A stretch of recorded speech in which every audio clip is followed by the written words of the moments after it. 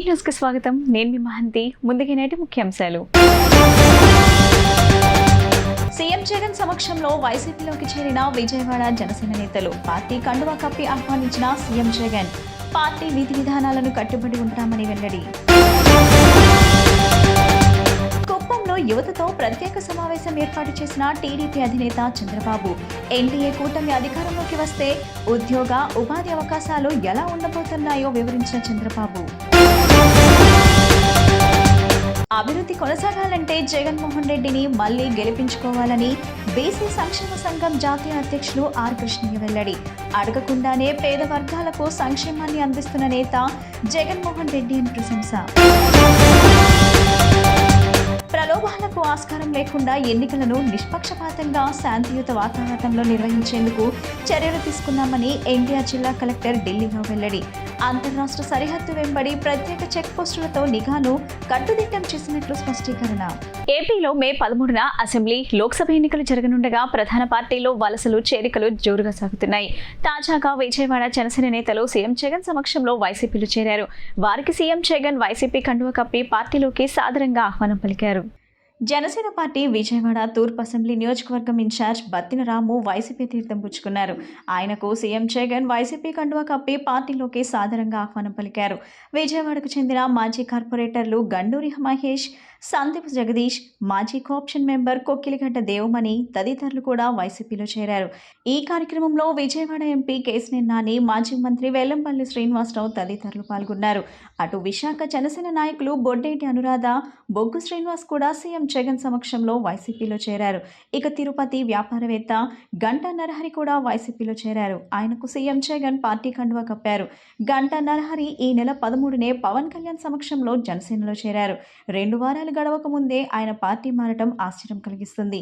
గంటా నరహరి 2022లో టీడీపీలో చేరారు. న్యూజివీడు మాజీ ఎమ్మెల్యే చిన్నం రామకోటయ్య కూడా వైసీపీ తీర్థం పుచ్చుకున్నారు.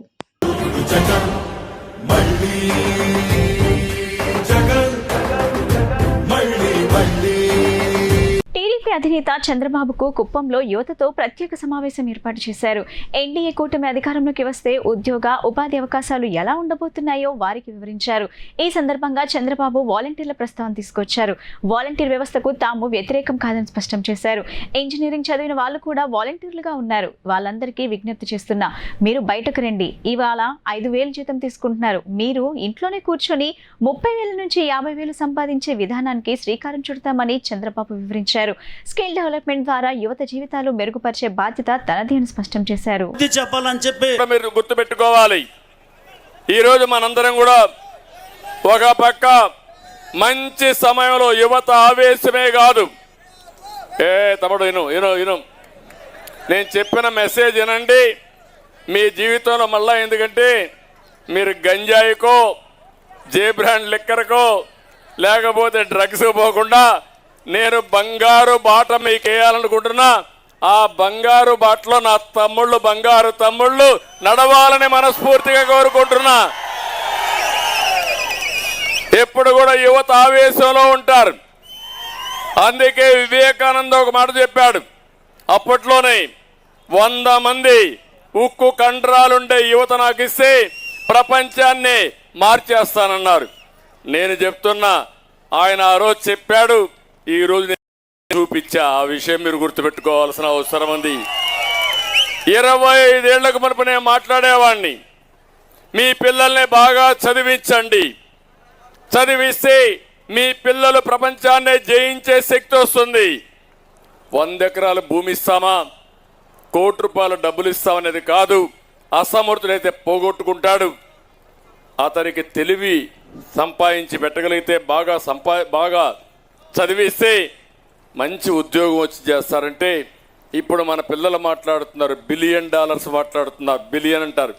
ఎంత నీ ఆదాయం అంటే 2 బిలియన్ సార్. కంపెనీ ఎంత వాల్యుయేషన్ 5 బిలియన్ సార్. 5 బిలియన్ అంటే మనం ₹5 అనుకుంటున్నాం. 5 బిలియన్ అంటే 20,000 కోట్లు, 30,000 కోట్ల రూపాయలు సంపాదించే పరిస్థితికి వచ్చారు. అది ఈరోజు తెలుగుదేశం పార్టీ. మీరు చూస్తే ఊరూరు బలపం కట్టుకొని చెప్పాను. చరిత్ర ఒకసారి చూసుకోవాలి. ఇప్పుడు మీరంతా ఫోన్లు పెట్టుకున్న మీటింగ్లన్నీ షూటింగ్ చేస్తున్నారు. మీ ఎవరున్నా ఉంటే మీ ఇంటికి కూడా చెప్తున్నారు, లేకపోతే రాబోయే భార్యకు కూడా కావాలంటే లైన్లో పెట్టి వాళ్ళకు కూడా బ్రాడ్కాస్ట్ చేసే పరిస్థితికి వస్తున్నారు. అంటే మీరు గుర్తుపెట్టుకోవాల్సింది, అప్పుడు ఒక ఫోన్ లేదు.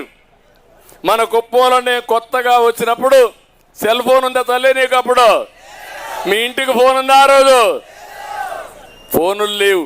నేను అన్నాను అప్పుడు ఎలక్ట్రానిక్ ఎక్స్చేంజ్ పెడతానని. అంటే 89లో అందరూ నా మీద పడిపోయారు.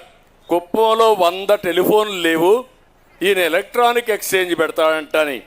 నేను చెప్పా, చేసి చూపిస్తానని చెప్పా. ఆ రోజు నేను ఆలోచించాను, ఈ సెల్ ఫోన్లు చైనాలో కొన్ని కోట్ల సెల్ ఫోన్లన్నీ మొబిలైజ్ అవుతా ఉంటే, ఇండియాలో కాల్ చేయాలంటే, టెలిఫోన్ చేయాలంటే లైట్నింగ్ కాల్ అని వారం రోజులకు వచ్చేది. అక్కడి నుంచి నేను గట్టిగా పట్టుబట్టి ఆనాటి ప్రధానమంత్రి వాజ్పేయి గారిని మెప్పించి నేనే రిపోర్ట్ ఇచ్చి ఈరోజు డీరెగ్యులేషన్ అండ్ టెలికమ్యూనికేషన్ సెక్టర్ వచ్చింది. అంటే మీరు గుర్తుపెట్టుకోవాల్సింది, ఆ రోజు మనం ఎవరికైనా ఫోన్ చేయాలంటే బిఎస్ఎన్ఎల్ ఒక కంపెనీ ఉండేది. ఆ కంపెనీకి మనం ఫోన్ చేసి ఆ ఎక్స్చేంజ్లో ఆపరేటర్ మాన్యువల్ ఉండేవాడు. వాడికి ఫోన్ చేసి చెప్తే నాకు ఈ ఫోన్ కనెక్ట్ చేయమంటే వారం తర్వాత మీకు ఫోన్ వచ్చేది. అందుకే అప్పుడు మనుషులు పెట్టి కబుర్లు పంపించేవారు. ఈ విషయం కూడా మీరు గుర్తుపెట్టుకోవాలి, లెటర్లు రాసేవాళ్ళు. అలాంటి దగ్గర నుంచి నేను ఆలోచించిన తర్వాత ప్రధానమంత్రి గారు చెప్తే ఎక్కడ సాధ్యమన్నాడు. అసాధ్యం అనేది ఏది ఉండదు సార్, నా మాటనండి, మీరు చేయండి, మీరు ఫలితాలు చూస్తారంటే నేను ఇచ్చిన రిపోర్ట్ ఆధారంగా రిఫార్మ్ తీసుకొచ్చారు. ఈరోజు మా తమ్ముళ్ళన్నీ ఆ సెల్ ఫోన్లు వాడుతూ ఉంటే మెసేజ్ కూడా 1 నిమిషంలో మీ ఇంటికి పంపించేస్తున్నారు. నేను మీటింగ్లో ఉన్నా, మీటింగ్ స్టార్ట్ అయింది, అర్ధ గంటకి మీటింగ్ అవుతుంది, మళ్ళా ఇంటికి ఏ టైంకి వస్తానో మీరు చెప్పే పరిస్థితికి వచ్చేసారు. మా తమ్ముడు ఫుల్గా గుండెలో నన్ను పెట్టుకున్నాడు. చాలా సంతోషం తమ్ముడు. అలాంటి వాళ్ళు చూసినప్పుడు నాకు అనిపిస్తుంది, అభివృద్ధి కొనసాగాలంటే జగన్మోహన్ రెడ్డిని మళ్లీ గెలిపించుకోవాలని బీసీ సంక్షేమ సంఘం జాతీయ అధ్యక్షులు, రాజ్యసభ సభ్యులు ఆర్ కృష్ణయ్య కోరారు. అడగకుండానే పేద వర్గాలకు సంక్షేమాన్ని అందిస్తున్న నేత జగన్మోహన్ రెడ్డి అని కొనియాడారు. బీసీ, ఎస్సీ, ఎస్టీ, మైనార్టీలకు తాము కూడా న్యాయం చేస్తామని కొన్ని రాజకీయ పార్టీలు ప్రగల్భాలు పలుకుతున్నాయని దుయ్యబట్టారు. విజయవాడలో ఆయన మాట్లాడుతూ పేద వర్గాలను ఓట్ల కోసమే గత పాలకులు చూశారు. బీసీ, ఎస్సీ, ఎస్టీ, మైనార్టీ వర్గాల అభివృద్ధికి చిత్తశుద్ధితో పాటుపడిన ఒకే ఒక్కడు జగన్మోహన్ రెడ్డి అని పేర్కొన్నారు. తాను 50 ఏళ్ల నుంచి ఎన్నో పోరాటాలు చేశానని, అడగకుండానే పేద వర్గాలకు సంక్షేమాన్ని అందిస్తున్న నేత జగన్మోహన్ రెడ్డి అని కొనియాడారు. ఇప్పుడు బీసీ, ఎస్సీ, ఎస్టీ, మైనార్టీలకు తాము కూడా న్యాయం చేస్తామని కొన్ని రాజకీయ పార్టీలు ప్రగల్భాలు పలుకుతున్నాయని దుయ్యబట్టారు. జగన్మోహన్ రెడ్డితోనే మన అభివృద్ధి ప్రారంభమైందని కృష్ణయ్య పేర్కొన్నారు. ఏమాత్రం పొరపాటు జరిగినా మన అభివృద్ధి పూర్తిగా ఆగిపోతుందని తెలిపారు. రాబోయే ఎన్నికల బరిలో 58 సీట్లు బీసీలకు ఇచ్చారని, బీసీలకు ఇన్ని సీట్లు ఇవ్వాలంటే ధైర్యం కావాలన్నారు. ప్రతిపక్షాల ప్రలోభాలకు మన వర్గాలు తలగొద్దు. రాష్ట్రంలో అనేక మంది సామాన్యులను అసెంబ్లీకి, పార్లమెంట్కు జగన్మోహన్ రెడ్డి పంపిస్తున్నారని చెప్పారు. తనలాంటి సామాన్యుడిని పార్లమెంట్కు పంపిన ధైర్యవంతుడు జగన్ అని కొనియాడారు. విజయవాడ వెస్ట్ అభ్యర్థిగా బీసీ వ్యక్తి షేక్ ఆసిఫ్కు జగన్మోహన్ రెడ్డి అవకాశం ఇచ్చారు. విజయవాడ వెస్టులో ఎంతటి బలవంతుడు దిగినా ఓడిస్తామని చెప్పారు. ఆసిఫ్కు ఓటేసి సామాన్యుడిని గెలిపించుకోవాలని కోరుతున్నట్లు ఆర్ కృష్ణయ్య తెలిపారు. రాష్ట్రంలో ప్రస్తుతం అసెంబ్లీ, పార్లమెంటు రెండు కూడా ఎన్నికలు జరగబోతున్నాయి. అనేక రాజకీయ పార్టీలు వచ్చి మేము కూడా బీసీ, ఎస్సీ, ఎస్టీలకు చేస్తాం, సేవ చేస్తాం, అభివృద్ధి చేద్దామని ఎన్నో ప్రగల్భాలు పలుకుతున్నారు. గత 76 సంవత్సరాలుగా బీసీ, ఎస్సీ, ఎస్టీ, మైనార్టీల అభివృద్ధికి ఏ పార్టీ ఏం చేసిందో ప్రజలందరూ గుర్తుపెట్టుకుంటున్నారు, పడుతున్నారు కూడా. ఈరోజు ఎప్పుడైతే జగన్మోహన్ రెడ్డి గారు అధికారంలోకి వచ్చిండ్రో ఎస్సీ, ఎస్టీ, బీసీ, మైనార్టీల యొక్క అభివృద్ధికి వారి జనాభా ప్రకారం అన్ని రంగాల్లో బడ్జెట్లో, అధికారంలో, సంపదలో, స్కీమ్లలో వారి వాటా వారి జనాభా ప్రకారం వారి జనాభా కంటే ఎక్కువ ప్రాతినిధ్యం, ఎక్కువ వాటా కల్పించి దేశ చరిత్రలోనే ఒక రికార్డు సృష్టించారు. కాబట్టి రాష్ట్ర ప్రజలందరికీ నేను విజ్ఞప్తి చేస్తున్నా, మన వర్గాల అభివృద్ధికి చిత్తశుద్ధితోటి, అంకిత భావంతో ఆయన చేస్తున్నాడు, అభివృద్ధికి పాటుపడుతున్నాడు. రాష్ట్ర ప్రజలందరినీ తన కుటుంబ సభ్యుల్లాగా చూసుకొని వారి అభివృద్ధికి పాటుపడాలని చూస్తున్నారు. అన్ని రాజకీయ పార్టీలు పేద వర్గాలను ఓటు బ్యాంకుగా చూస్తాయి. ఏ పని చేస్తే ఈ వర్గాలకు మా ఓట్లు వేస్తాయని. జగన్మోహన్ రెడ్డి అట్లా కాదు, అందరినీ రాష్ట్ర ప్రజలందరినీ కుటుంబ సభ్యులుగా చూస్తూ ఈ వర్గాలు ఎట్లా ఏం చేస్తే అభివృద్ధి చెందుతాయి, ఓటు బ్యాంక్ రాజకీయాలు ఆడకుండా పర్మనెంట్గా ఈ వర్గాలు ఎట్లా డెవలప్ అవుతాయనే కోణంలో చూసి అందుకే అమ్మ ఒడి స్కూళ్ళన్నింటినీ కార్పొరేట్ స్కూల్ ఇంగ్లీష్ మీడియం ప్రవేశపెట్టి స్కాలర్షిప్లు, ఫీజు రియంబర్స్మెంటు మొత్తం ఈ వర్గాలు శాశ్వతంగా సమగ్రంగా ఎట్లా అభివృద్ధి చెందుతారనే కోణంలో వీరి యొక్క అభివృద్ధికి సంక్షేమానికి పాటుపడుతున్నారు. దీన్ని రాష్ట్ర ప్రజలు గుర్తించారు. కానీ అనేక మంది అసత్య ప్రచారాలు, మభ్యపెట్టే ప్రచారాలు చేస్తూ ప్రజలను, అమాయకులైన ప్రజలను తప్పుదారి పట్టించడానికి అనేక ఎత్తుగడలు వేస్తున్నారు. అందుకే ప్రజలు ఎవరు కూడా మోసపోకుండా మన వర్గాల యొక్క అభివృద్ధికి ఎవరు చిత్తశుద్ధితో చేస్తున్నారు. నేను 50 ఏళ్ళ నుంచి ఈ వర్గాల అభివృద్ధికి చదువుకోవాలి, ఉద్యోగాలు చేయాలి, ఆర్థికంగా అభివృద్ధి చెందాలి, కార్పొరేషన్లు పెట్టాలని అనేక పోరాటాలు, ఇప్పటికీ 12,000 పైగా పోరాటాలు చేస్తున్నాం. ఏ పోరాటాలు అయితే చేస్తున్నామో ఆ ఆశయం కోసం జగన్మోహన్ రెడ్డి గారు అడగకుండానే అన్ని స్కీములు పెడుతున్నాడు. కాబట్టి ప్రజలందరూ కూడా అంతేకాదు ఇతర రాష్ట్రాలను కూడా కంపేర్ చేసుకోవాల్సిన అవసరం ఉంది. మన దగ్గర ఉన్న ఫీజు రియంబర్స్మెంట్ కానీ, అమ్మ ఒడి పథకం కానీ, స్కాలర్షిప్లు కానీ, ఉద్యోగాలు కానీ పక్క రాష్ట్రాలు ఎక్కడ కూడా లేవు. బీసీలు, ఎస్సీలు, ఎస్టీలు, మైనార్టీలు కూడా ముఖ్యమంత్రి ఉన్న రాష్ట్రాల్లో లేని విధంగా మన రాష్ట్రంలో జగన్మోహన్ రెడ్డి గారు పెడుతున్నారు. వర్గాల వారికి అన్ని రకాలుగా సంక్షేమము, ఇటు అభివృద్ధి రెండు కళ్ళగా జగనన్న పాలన అన్నది కొనసాగింది. నా ఎస్సీ, నా ఎస్టీ, నా బీసీ, నా మైనారిటీ అని చెప్పడమే కాకుండా ఈరోజు ఈ పశ్చిమ నియోజకవర్గాన్ని షేక్ ఆసిఫ్ గారు ఒక మైనార్టీ అభ్యర్థికి మైనార్టీలోన, మా పార్టీలోన, గతంలోన ఒక కార్పొరేటర్గా, ఒక మైనార్టీ చైర్మన్గా చేసిన వ్యక్తికి ఈరోజు ఎమ్మెల్యే టికెట్ ఇవ్వటము, నేను బడుగు బలహీన వర్గాల వెంటే ఉంటాను, నేను ఎస్సీ, ఎస్టీ, బీసీ, మైనార్టీతోనే నేను రాజకీయం చేస్తాను అని డైరెక్ట్గా చెప్పిన జగన్మోహన్ రెడ్డి గారు గతంలోన ఏదైతే తెలుగుదేశం పార్టీ వాళ్ళు ఉన్నారో బీసీలు మా వెన్నుముక్క అని చెప్పుకోవడమే కానీ ఏనాడు బీసీలకి న్యాయం చేసిన దాఖలాలు ఏనాడు లేవు. బీసీలను ఒక ఓటు బ్యాంక్గా వాడుకోవటం మాత్రమే వాళ్ళకి తెలుసు. కానీ ఈరోజు స్టేట్ వైడ్గా 58 బీసీలకి ఈరోజు అసెంబ్లీ సీట్లు ఇవ్వటము, మైనార్టీస్కి ఇంత పెద్ద పీట వేయటము అన్నది కని విని ఎరుగని విధంగా ఈరోజు మనం చూస్తున్నాము. స్టేట్ వైడ్గా పెద్దలు రాజ్యసభ సభ్యులు ఆర్ కృష్ణయ్య గారు బీసీల ఆరాధ్య దైవం. ఆయన బీసీలకు ఎక్కడైతే అన్యాయం జరుగుతుందో నేనున్నానని చెప్పేసి వెన్నుదన్నే నాయకుడు.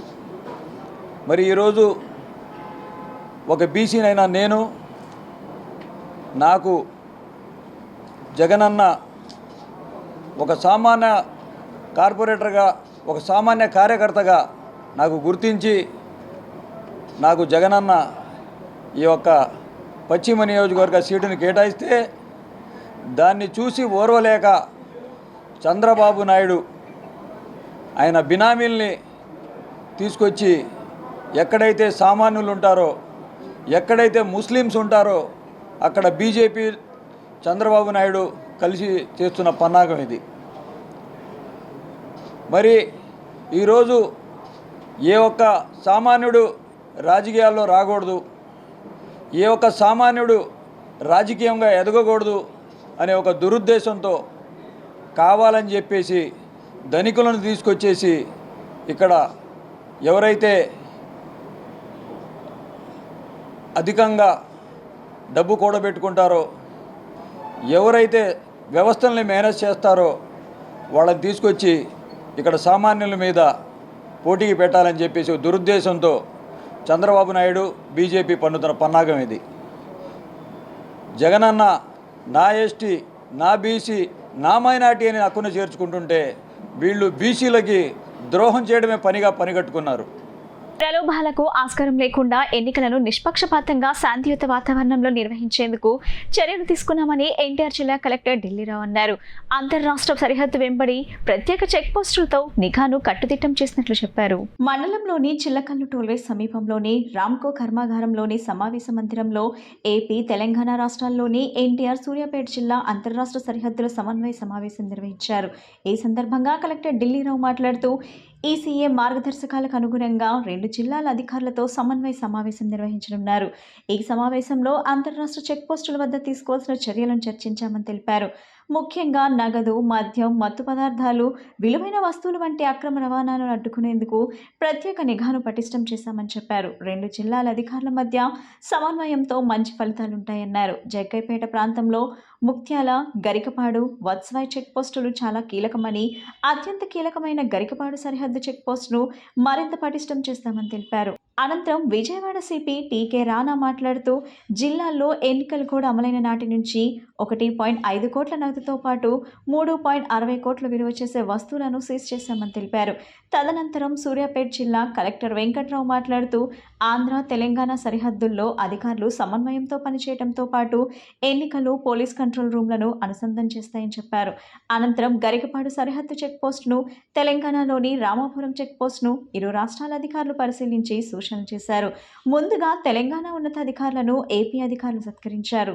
జేసీ doctor P Sampath Kumar, Suryapet SP Rahul Hegde, Nandigama RDO Ravindra Rao, Jaggaiahpet RO Venkateswarlu, Kodad RDO Suryanarayana, AP ADPC nodal అధికారి కృష్ణమూర్తి నాయుడు, ఎల్డీఎం ప్రియాంక తదితరులు పాల్గొన్నారు. సో మీరు చెప్పినట్టు నిజమే, గరికపాడు అనేది అంతకుముందు ఎక్కడో ఇచ్చాపురం అనో, లేకపోతే తడ అనో, లేకపోతే కొడుకొండ అనేటువంటి మేజర్ చెక్ పోస్ట్ లాగా ఇప్పుడు మనకి 2 స్టేట్స్ వేరైనాక Garikapadu is a major check post కాబట్టి దాని తగ్గట్టుగా దాన్ని ఫర్దర్గా స్ట్రెంథన్ అనేటువంటి చేస్తాం. ఇప్పటికే ఇంకా ఫర్దర్ ఎనీ రిక్వైర్మెంట్ అని చేస్తాం. ఇది ఎలక్షన్స్లో భాగంగా inter state border coordination meeting అనేది పెట్టుకున్నాం. లాస్ట్ నవంబర్లో ఆ ఎలక్షన్స్ పెట్టుకున్నట్టు ఇప్పుడు 2 జిల్లాలకు సంబంధించిన ఎలక్షన్స్ ఉన్నాయి అండ్ అసెంబ్లీ కూడా ఉన్నాయి. మంచి కోఆర్డినేషన్ ఉంది. 2 కలెక్టర్స్ మధ్య, 2 ఎస్పీ అండ్ సిపి మధ్యన, 2 RDOs and ROs and ACPs అందరి మధ్య మంచి కోఆర్డినేషన్ అనేటువంటి ఉంది.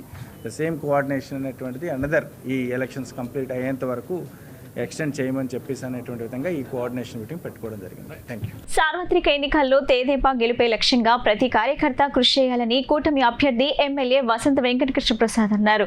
వైకాపా హయాంలో గ్రామాల్లో అభివృద్ధి కుంటుపడిందని, యువతకు ఉద్యోగాలు రాలేదన్నారు. రాష్ట్ర అభివృద్ధి, సంక్షేమం కావాలంటే దూరదృష్టి కలిగిన నేత చంద్రబాబు నాయుడును సీఎం చేసుకోవాల్సిన అవసరం ఉందన్నారు. చిన్ననందిగామలో మంగళవారం నిర్వహించిన నాయకులు, కార్యకర్తల ఆత్మీయ సమావేశానికి మైలవరం రెబల్ ఎమ్మెల్యే వసంత వెంకటకృష్ణ ప్రసాద్ హాజరై ప్రసంగించారు.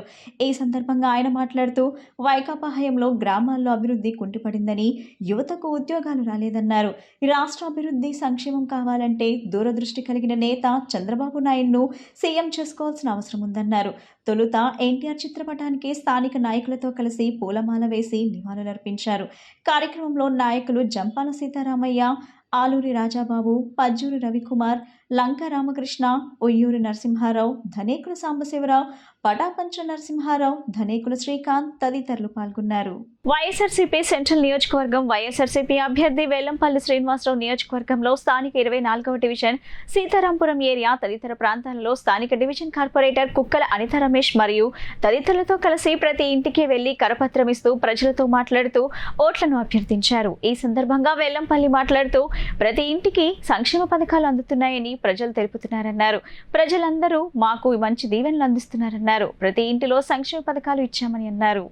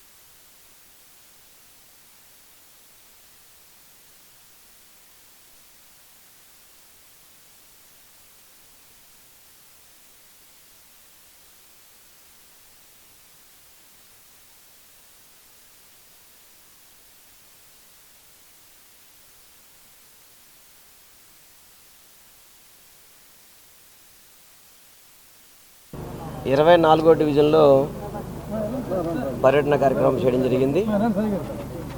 ఈ కార్యక్రమానికి స్థానిక కార్పొరేటర్ గారు శిరీష్ గారు, రమేష్ గారు, పార్టీ నాయకులు అంతా కలిసి డోర్ టు డోరు తిరగడం జరుగుతుంది. ఈరోజు ఇక్కడ ప్రతి ఒక్కళ్ళు కూడా ఒకటే చెప్తున్నారు, చాలా మంచిగా జరుగుతుంది. 2019 ఇప్పటి వరకు కూడా జగనన్న ముఖ్యమంత్రి అయ్యాక మా డివిజన్ చాలా అభివృద్ధి జరిగింది, అన్ని విధాలు కూడా మాకు చాలా చక్కగా ఉన్నాయని చెప్పని ప్రతి ఒక్కళ్ళు మమ్మల్ని ఆశీర్వదించడం కానివ్వండి, మీరు రావాల్సిన పనులు అయితే చెప్పకుండా మీ అందరికీ మేము మంచి మెజార్టీతో గెలిపిస్తామని చెప్పిన వాళ్ళందరి దీవెనలు కూడా చాలా సంతోషంగా ఉన్నాయి.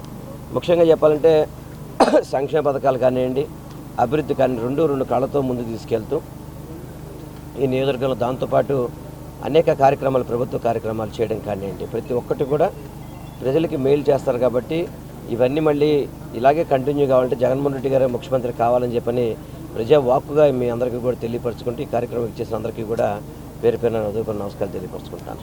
ఎమ్మెల్యే అభ్యర్థి అయిన వెల్లంపల్లి శ్రీనివాస్ గారు పర్యటించడం జరిగింది. ప్రతి గడపకు వెళ్ళడం జరిగింది. వారి యొక్క సమస్యలు అడిగి తెలుసుకోవడం, ఏమైనా సమస్యలు ఉన్నాయా అంటే ప్రతి ఒక్కళ్ళు కూడా సమస్యలు ఏమి లేవు, జగనన్న ప్రభుత్వమే ప్రజల యొద్దకు వస్తుంది, మాకు సమస్యలు ఏమి లేవు, మిమ్మల్ని మేము ఆశీర్వదిస్తాము, మీకు ఓటేస్తాము, ఫ్యాన్ గుర్తుకు ఓటేస్తామని చెప్పేసి ప్రతి ఒక్కళ్ళు కూడా హారతిస్తున్నారు, ఆశీర్వదిస్తున్నారు, మాతో సహకరిస్తున్నారు. ప్రతి ఒక్కళ్ళు కూడా సంక్షేమం, అభివృద్ధి రెండు కూడా జగన్ గారి పాలనలోనే మాకు అభివృద్ధి చెందింది. అనేక విధాలుగా మాకు జగన్ గారి ప్రభుత్వంలో అన్ని పథకాలు అందుతున్నాయని చెప్పి అందరిని కూడా ఆశీర్వదించారు. ఈ కార్యక్రమంలో ఇక్కడ డివిజన్ నాయకులు, స్థానికంగా ఉన్న నాయకులు, పెద్దలు అందరూ కూడా గృహసారథులు అందరూ పాల్గొని ఈ కార్యక్రమం విజయవంతం చేయడం సెలవు. క్రైమ్ కామెడీ ఎలిమెంట్స్ తో తెరకెక్కిన భరతనాట్యం చిత్రం ఏప్రిల్ 5వ తేదీన విడుదల కానున్నట్లు ఆ చిత్ర కథానాయకుడు సూర్యతేజ ఈలే తెలిపారు. సినిమాలోని ప్రతి సన్నివేశం ప్రేక్షకుడిని ఉత్కంఠపరిచేలా ఉంటుందని, ప్రతి ఒక్కరూ చిత్రాన్ని చూసి ఆదరించాలని కోరారు. నగరంలో భరతనాట్యం చిత్ర బృందం సందడి చేసింది. ఆ చిత్ర ప్రమోషన్స్ లో భాగంగా విజయవాడలోని ఓ ప్రముఖ హోటల్ నందు ఆ చిత్ర యూనిట్ ఏర్పాటు చేసిన విలేకరుల సమావేశంలో చిత్ర కథానాయకుడు సూర్యతేజ ఈలే మాట్లాడారు. క్రైమ్ కామెడీ ఎలిమెంట్స్ తో ఈ చిత్రం ఉంటుందన్నారు. ఏప్రిల్ 5వ తారీఖున ఈ చిత్రం ప్రేక్షకుల ముందుకు రానుందన్నారు. ప్రతి ఒక్కరూ చిత్రాన్ని చూసి ఆనందించాలని కోరారు. ఈ చిత్రానికి తానే కథను రాశానని, రాసే సమయంలో ఈ చిత్రంలో హీరోగా నటిస్తానని అనుకోలేదన్నారు. తప్పనిసరి పరిస్థితుల్లో హీరోగా నటించాల్సి వచ్చిందన్నారు. సినిమాలోని ప్రతి సన్నివేశం ప్రేక్షకుడిని ఉత్కంఠపరిచేలా ఉంటుందని చెప్పారు. అనంతరం ప్రొడ్యూసర్ పాయల్ సరఫ్ మాట్లాడుతూ, ప్రొడ్యూసర్గా ఇది తనకు తొలి చిత్రమని, అమ్మవారి ఆశీస్సులతో ఈ చిత్రం ప్రమోషన్స్ విజయవాడ నుంచి ప్రారంభించామని చెప్పారు. చిత్రం ప్రమోషన్స్లో భాగంగా విజయవాడకు వచ్చామని, రాజమండ్రి, కాకినాడ, వైజాగ్ వెళ్తున్నామని తెలిపారు. పిఆర్ బ్యానర్స్ పైన ఈ చిత్రం విడుదల కానుందన్నారు. తదనంతరం డైరెక్టర్ కేవీఆర్ మహేంద్ర మాట్లాడుతూ, తన తొలి చిత్రం దొరసాని పెద్ద హిట్ అయిందన్నారు. ఆనంద్ దేవరకొండతో తొలి చిత్రం తీశానని, రెండవ చిత్రం కూడా నూతన నటీనటులతో తీశానని చెప్పారు. భరతనాట్యం అనే టైటిల్ మూవీకి రిలేటెడ్గా ఉండబోతుందన్నారు. ఈ చిత్రంలో సీనియర్ నటులు అజయ్ ఘోష్, కమెడియన్ హర్షవర్ధన్ నటించారని తెలిపారు. ఈ చిత్రానికి సంబంధించిన ట్రేజర్ ట్రైలర్ కు విశేష స్పందన లభించిందన్నారు. కంటెంట్ ఉంటే చిన్న చిత్రాలు కూడా విజయాన్ని సాధిస్తాయని, ఏప్రిల్ 5న ప్రతి ఒక్కరూ థియేటర్లకు వచ్చి చిత్రాన్ని చూసి ఆదరించాలని కోరారు. చిత్రం ప్రమోషన్స్ లో భాగంగా విద్యార్థులను కలిసినప్పుడు విశేష స్పందన లభించిందని చెప్పారు. సూర్యతేజ, మేము భరతనాట్యం అనే సినిమా తరపున వచ్చాము. నేను డెబ్యూటెంట్గా ఇంట్రడ్యూస్ అవుతున్నాను. Bharatanatyam is a crime comedy film and ఇదే మా టీం, మా డైరెక్టర్ గారు, మా heroine and my producer and my co actor Krishnudu గారు వచ్చాం. సో విజయవాడలో ప్రమోషన్స్ అద్భుతంగా జరుగుతున్నాయి. We are very happy here and lot of people are receiving so happily and అంటే సినిమా వాళ్ళకి ఇంత క్రేజ్ ఉందని మాకు ఇప్పుడే తెలుస్తుంది. సో చాలామంది సినిమా చూసి ఆనందించే వాళ్ళు మమ్మల్ని చాలా బాగా రిసీవ్ చేసుకున్నారు and I'm so happy to be here. And మా సినిమా ఖచ్చితంగా మిమ్మల్ని ఎంజాయ్ లైక్ ఎంటర్టైన్ చేస్తుంది compulsory. So please watch it on theatres on 5th April. PR films ప్రొడ్యూసర్ని. ఇది మాకు కొత్త ప్రొడక్షన్ హౌస్ పిఆర్ ఫిల్మ్స్ అని పేరుతో. ఈ కొత్త ప్రొడక్షన్ హౌస్లో ఒక కొత్త మూవీ తీయడం, ఫస్ట్ మూవీ తీయడం, అది కూడా ఒక క్రైమ్ కామెడీ మూవీ. మీరందరికీ చాలా అది ఎంజాయ్ చేపిస్తుంది ఈ మూవీ. చాలా కామెడీ, చాలా థ్రిల్, క్రైమ్, ఫ్యామిలీ మూవీ మీరందరితో చూడొచ్చు. ఇంకా ఇట్స్ యంగ్స్టర్స్ నుంచి పెద్దవాళ్ళందరూ చూడొచ్చు ఈ మూవీని. చాలా ఎంటర్టైనింగ్గా ఉంటుంది ఈ మూవీ.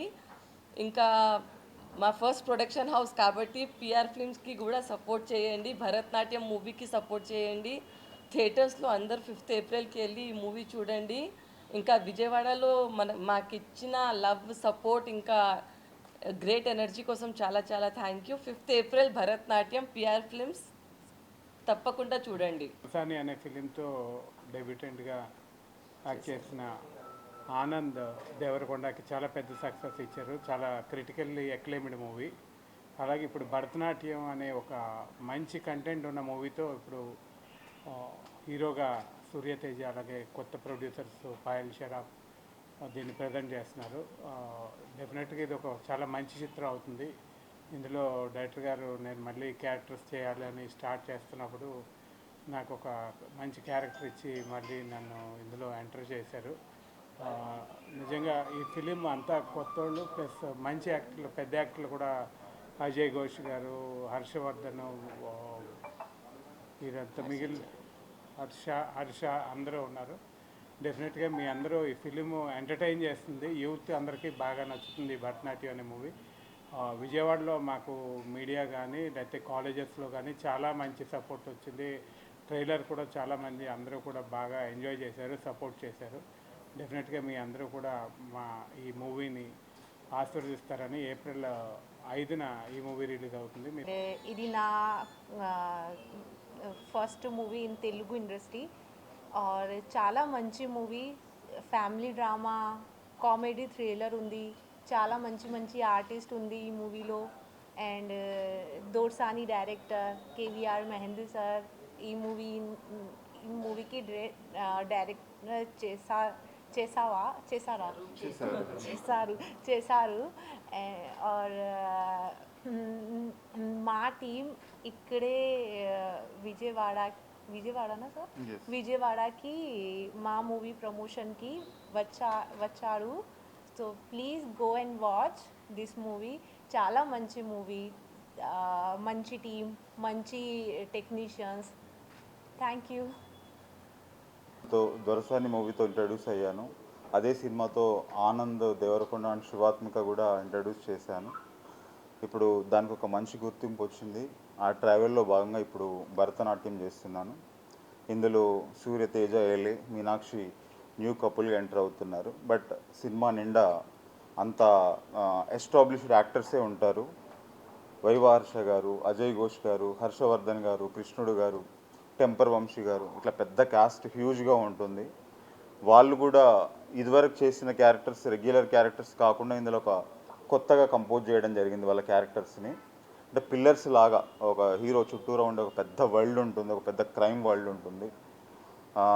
సో ఒక ప్రొటగనిస్ట్ అంటే మన పక్కింటి అబ్బాయి లాగా ఉండే హీరో అసిస్టెంట్ డైరెక్టర్గా పనిచేస్తూ తను ఒక డైరెక్టర్ అవ్వాలనే గోల్తో ముందుకు వెళ్తుంటే తనకు ఎదురుపడ్డ క్రైసిసెస్ ఏంటి, దాంట్లో నుంచి ఆయన ఏం స్టెప్ తీసుకొని ఆ క్రైమ్ వరల్డ్లో పడ్డాడు, దాని నుంచి మళ్ళీ వాళ్ళు ఏం చేశారు, వాళ్ళ నుంచి ఎలా సర్వైవ్ అయ్యాడనేది కథగా ఉంటుంది. తెలంగాణలో రాజకీయాలు చేసుకున్న మందకృష్ణ మాదిగలకు ఏపీలో అన్యాయం జరుగుతుందని చెప్పడం సరికాదని lead cap chairman Kakumanu Rajasekhar అన్నారు. వర్గీకరణ పేరుతో దండుకోవటం తప్ప రాజకీయంగా మాదిగలు ఎదిగేలా చేస్తారా అంటూ ప్రశ్నించారు. ఎన్నికల సమయంలో మందకృష్ణ ఏపీకి వచ్చి మాదిగలను ఏదో ఒక పార్టీకి తాకట్టు పెడుతున్నారని విమర్శించారు. Neat cap chairman Velpula Ravi విలేకరుల సమావేశం ఏర్పాటు చేశారు. సమావేశంలో వారు మాట్లాడుతూ తెలంగాణ రాజకీయాల్లో ఉండే మందకృష్ణ మాదిగ ఆంధ్రప్రదేశ్ రాజకీయాల గురించి మాట్లాడటం సరికాదన్నారు. ఎస్సీ, ఎస్టీ, బీసీ, మైనార్టీ వర్గాలకు ఆర్థికంగా, రాజకీయంగా, సామాజికంగా సీఎం జగన్ ముందుకు తీసుకెళ్తున్నారని అన్నారు. ఈ విషయాల గురించి తెలియని మందకృష్ణ మాదిగలకు అన్యాయం జరుగుతుందని వ్యాఖ్యలు చేయడం దుర్మార్గమని మండిపడ్డారు.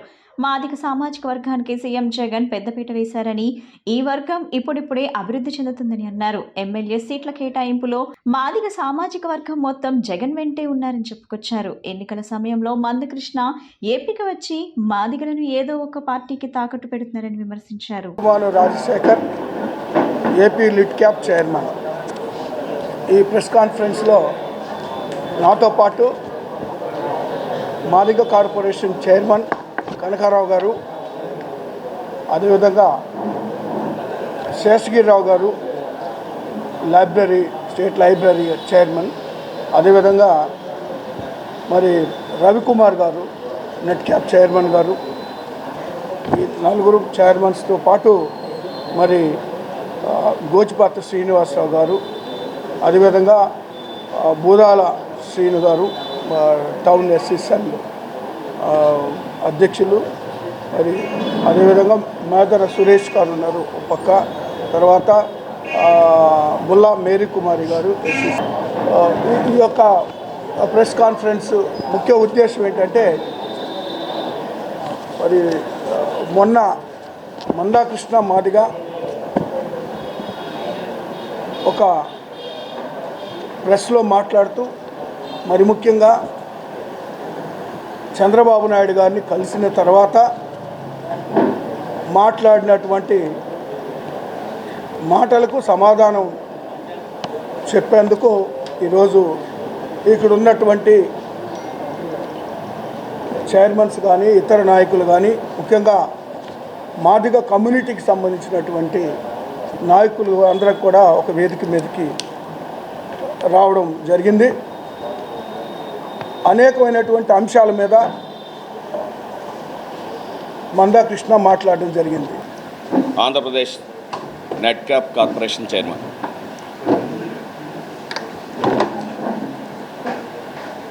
స్వతంత్ర భారతదేశంలో స్వాతంత్రం వచ్చిన తర్వాత, భారత రాజ్యాంగం రచించబడిన తర్వాత ఈ దేశంలో ఎస్సీ, ఎస్టీ, బీసీ, మైనారిటీ కులాలు ఇంకా అభివృద్ధికి నోచుకోక, రాజ్యాంగ ఫలాలు అందక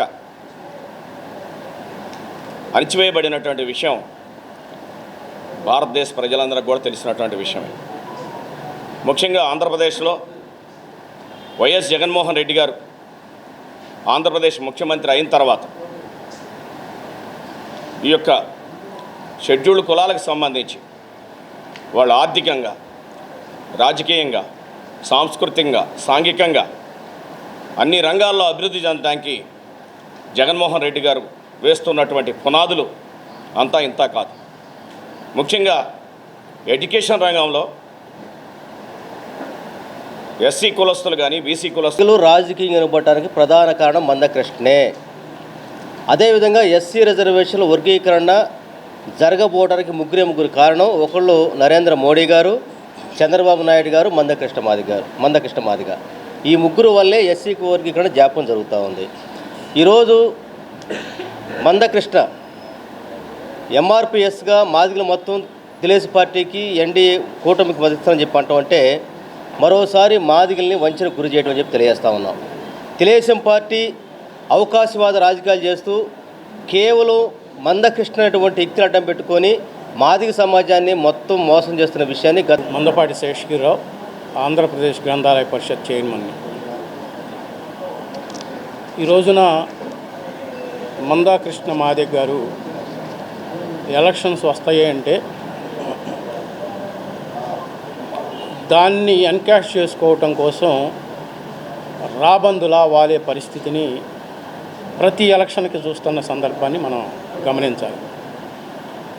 మందాకృష్ణ గారు ఈ 30 సంవత్సరాల్లో మాదిగల కోసం అని పేరు చెప్పి తను వ్యక్తిగతంగా లాభపడటానికి అనే కోణాన్ని రాష్ట్రంలో ఉన్నటువంటి మాదిగలు మొత్తం గ్రహించారు. ప్రకాశం జిల్లా త్రిపురాంతకం మండలం ఎండూరివారిపాలెంలో దళితుడైన వైటి ఆంజనేయులపై దాడి చేసిన వారిని అరెస్ట్ చేయాలని, అక్రమ కేసును ఎత్తివేయాలని డిమాండ్ చేస్తూ దళిత ప్రజా సంఘాల ఐక్యవేదిక ఆధ్వర్యంలో గాంధీనగర్ ప్రెస్ క్లబ్లో విలేకరుల సమావేశం నిర్వహించారు.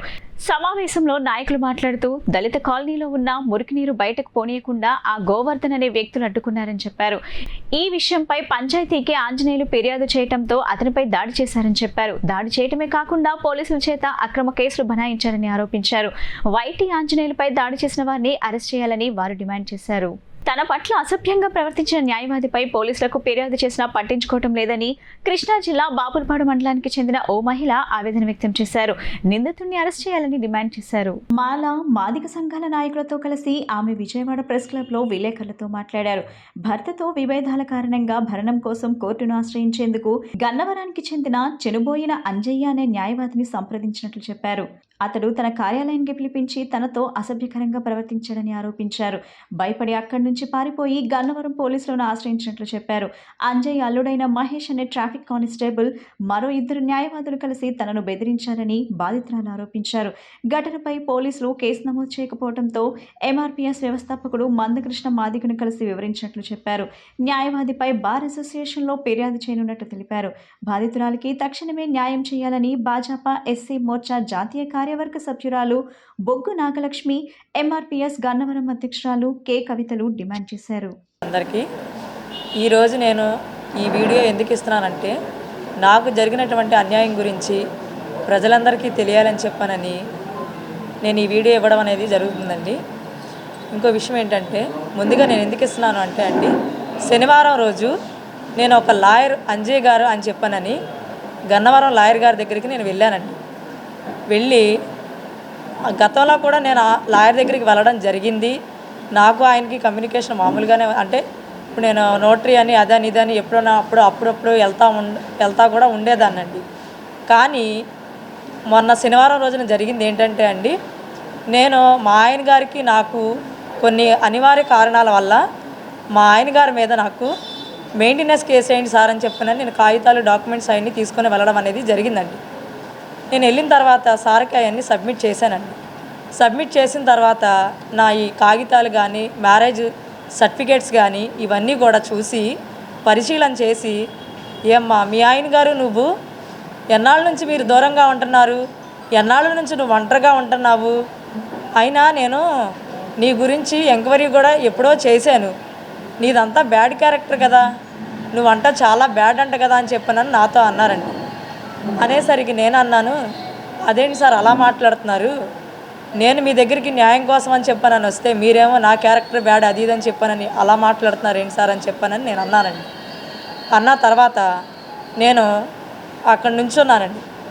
నుంచోగానే ఆయన గబగబా బైక్ లేచి నా చేయి పట్టుకున్నారండి. నా చేయి పట్టుకునేసరికి నేను గంభీరంగా విదిలించుకొని, సార్ ఏంటి సార్ మీరు చేసేది, మీ ఇంట్లో వాళ్ళతో కూడా మీరు ఇలాగే మాట్లాడతారా, ఇలాగే చేస్తారా ఏంటి సార్ అని చెప్పానని నేను అడిగానండి. అడగంగానే ఆయన చేయి పట్టుకొని కూడా విదిలించుకుంటే ఇదిలో కూడా ఆయన నన్ను అన్నారండి, అమ్మ నువ్వు ఒక్కసారి 1 గంట సేపు నేను నీకు నెంబర్ ఒకటి ఇస్తాను, ఒక అడ్రస్ కూడా చెప్తాను, నేను ఆ అడ్రస్కి వస్తే నీకు చేయాల్సింది నేను చేస్తాను, ఆ 1 గంట సేపు నాతో నువ్వు నన్ను గడిపితే నీకు ఏ రకంగా న్యాయం చేయాలో, మనీ పరంగానైనా ఏ రకంగానైనా మీ ఆయన నీ దగ్గరికి రావాలన్నా ఏ రకంగానైనా నేను నీకు సపోర్ట్ చేస్తానని చెప్పానని అన్నారు సార్. నేను ఏడ్చుకుంటూ అక్కడి నుంచి గుమ్మం దగ్గరికి వచ్చాను సార్. రాగానే నేను గట్టిగా కేకలు వేసుకుంటూ బిగ్గరగా ఏడుస్తాం అనేది జరిగింది సార్. అక్కడ ఈలోగా ఆయన ఏదో ఫోన్ వచ్చినట్టుగా ఫోన్ చేతిలో పట్టుకొని గబగబా పారిపోయాడు సార్. అక్కడ కనపడలేదు. నేను అక్కడే నుంచొని ఆయనకి ఫోన్ కొడుతున్నాను, ఆయన కాల్ వెయిటింగ్ వస్తుండగా ఈలోగా 2 పెద్ద మనుషులు వచ్చారు సార్. వాళ్ళు కూడా వచ్చి ఏంటమ్మా ఏంటి ఇక్కడ పెద్దగా కేకలేస్తున్నావు ఏంటి అది ఇదని చెప్పానని నన్ను అడిగారు సార్. సార్ ఇలా న్యాయం కోసం అని చెప్పానని నేను పలానా అంజయ్ గారి దగ్గరికి నేను వచ్చాను సార్ నన్ను ఇలా మాట్లాడారండి, ఎంతవరకు అది చెప్పండి సార్ ఇది అని చెప్పానని నేను అన్నాను సార్. అంటే సరేనమ్మా నీకు అన్యాయం జరిగింది, న్యాయం చేస్తారుగా, ఆయన చెప్పినట్లు కూడా నువ్వు చేయొచ్చు కదా అని చెప్పానని అడిగారు సార్ నన్ను ఆ 2 వ్యక్తులు కూడా. అనేసరికి ఆయన ఏం అడిగారు సార్ మీకు తెలుసా అండి, నన్ను 1 గంట సేపు పడుకోవడానికి రామని చెప్పానని నన్ను అడగడం జరిగింది సార్. పోలీసు వారు కట్టడం అయితే జరుగుతుంది, కేసులు బోల్డ్ అయితే కడుతున్నారు, కానీ దేంట్లోనూ న్యాయం జరిగిన దాఖలాలు అయితే లేవు. అది వాళ్ళకి తెలుసు, మనందరికి కూడా తెలిసిందే. శిక్ష పడింది ఎంతమందికి అంటే నీరు గార్చడం విషయంలో మరి చాలా ముందంజలో ఉన్నది పోలీస్ డిపార్ట్మెంట్ అని నేను చెప్తున్నాను. స్వయంగా నేను కూడా ఫేస్ అయ్యాను ఒక సిఐ ద్వారా. ఇదైతే జరుగుతున్నదే, మహిళలు అన్నా ఎస్సీలు అన్నా సరే ఎంత స్థాయిలో ఉన్నా సరే మేము అటువంటి అరాచకాలకి మేము గురవుతున్నాము. దాని మీద మేము కూడా ఎస్సీ కమిషన్కి వెళ్తాం ఈ అమ్మాయి విషయంలో కూడా. నా పేరు కొమ్మని కవిత, ఎంఆర్పీఎస్ మహిళా లీడర్ అండి, గన్నవరం నియోజకవర్గం. ఈరోజు నేను చెప్పేది ఏంటంటే, ఇప్పుడు సోనీ ప్రశాంత్కి జరిగిన అన్యాయం ఏంటో మీకు అందరికీ తెలుసండి. ఇప్పుడు ఈరోజు ఎఫ్ఐఆర్ కట్టిన తర్వాత కూడా ఈరోజు మాకు న్యాయం చేస్తారని కూడా మాకు కొంచెం డౌటేనండి. ఎందుకంటే ఆ ఎఫ్ఐఆర్ కట్టారు కానీ దానికి జరుగుతున్నాయి, కానీ ఆయన ఇన్ఫ్లుయెన్స్ ఉపయోగించి దాన్ని ఏం చేయాలో కూడా అతనికి తెలుసండి. అతను ఏంటంటే అన్ని విధాలుగా పలుకుబడి ఉన్న వ్యక్తి, అతను ఏం చేయాలన్నా చేస్తారు. ఏంటంటే అతను సపోర్ట్ చేసేవాళ్ళు కూడా అలాగే ఉన్నారండి అక్కడ. ఏంటంటే ఇప్పుడు పక్కన ఉన్న లాయర్లకు కూడా తెలుసు అండి న్యాయం ఎటువైపు ఉంది, న్యాయం ఎవరి వైపు మాట్లాడాలి ఏంటని తెలిసి కూడా అతనికి సపోర్ట్ చేసి మళ్ళీ ఈ అమ్మాయి మీద బురద చల్లాలని చూస్తున్నారండి. వార్తలు ముగించే ముందు ముఖ్యాంశాలు మరోసారి. సీఎం జగన్ సమక్షంలో వైసీపీలోకి చేరిన విజయవాడ జనసేన నేతలు. పార్టీ కండువా కప్పి ఆహ్వానించిన సీఎం జగన్. పార్టీ విధి విధానాలను కట్టుబడి ఉంటామని వెల్లడి. కుప్పంలో యువతతో ప్రత్యేక సమావేశం ఏర్పాటు చేసిన టీడీపీ అధినేత చంద్రబాబు.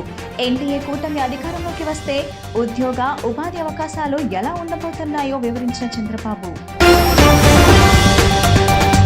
అభివృద్ధి కొనసాగాలంటే జగన్మోహన్ రెడ్డిని మళ్లీ గెలిపించుకోవాలని బీసీ సంక్షేమ సంఘం జాతీయ అధ్యక్షులు ఆర్ కృష్ణయ్య వెల్లడి. అడగకుండానే పేద వర్గాలకు సంక్షేమాన్ని అందిస్తున్న నేత జగన్మోహన్ రెడ్డి అని ప్రశంస. ప్రలోభాలకు ఆస్కారం లేకుండా ఎన్నికలను నిష్పక్షపాతంగా శాంతియుత వాతావరణంలో నిర్వహించేందుకు చర్యలు తీసుకున్నామని ఎన్టీఆర్ జిల్లా కలెక్టర్ ఢిల్లీలో వెల్లడి. అంతర్రాష్ట్ర సరిహద్దు వెంబడి ప్రత్యేక చెక్ పోస్టులతో నిఘాను కట్టుదిట్టం చేసినట్లు స్పష్టీకరణ. ఈ బులెటిన్ ఇంతటితో సమాప్తం. తిరిగి మరో బులెటిన్ కలుద్దాం. నమస్కారం.